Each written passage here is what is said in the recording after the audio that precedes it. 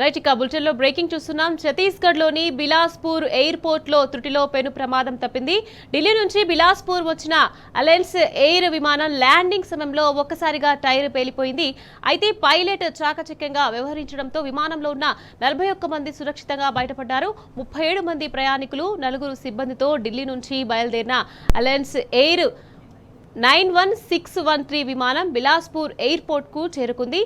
Landing సమయంలో విమానం ఎడమ వైపు టైర్ ఒక్కసారిగా పేలిపోయింది. దీంతో అప్రమత్తమైన ఎయిర్పోర్ట్ సిబ్బంది వెంటనే సహాయక చర్యలు చేపట్టారు. విమానంలోని ప్రయాణికులు, సిబ్బందిని సురక్షితంగా టెర్మినల్ కు తరలించారు.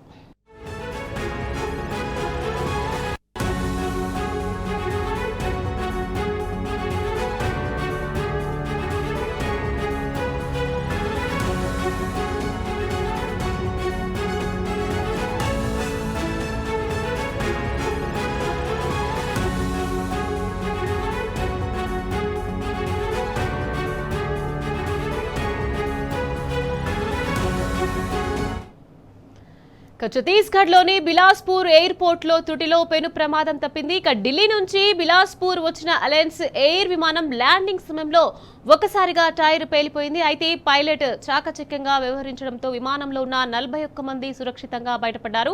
37 మంది ప్రయాణికులు, 4 సిబ్బందితో ఢిల్లీ నుంచి బయలుదేరిన అలయన్స్ ఎయిర్ 91613 విమానం బిలాస్పూర్ ఎయిర్పోర్ట్ కు చేరుకుంది. అయితే ల్యాండింగ్ సమయంలో విమానం ఎడమ వైపు టైర్ ఒక్కసారిగా పేలిపోయింది. దీంతో అప్రమత్తమైన ఎయిర్పోర్ట్ సిబ్బంది వెంటనే సహాయక చర్యలు చేపట్టారు.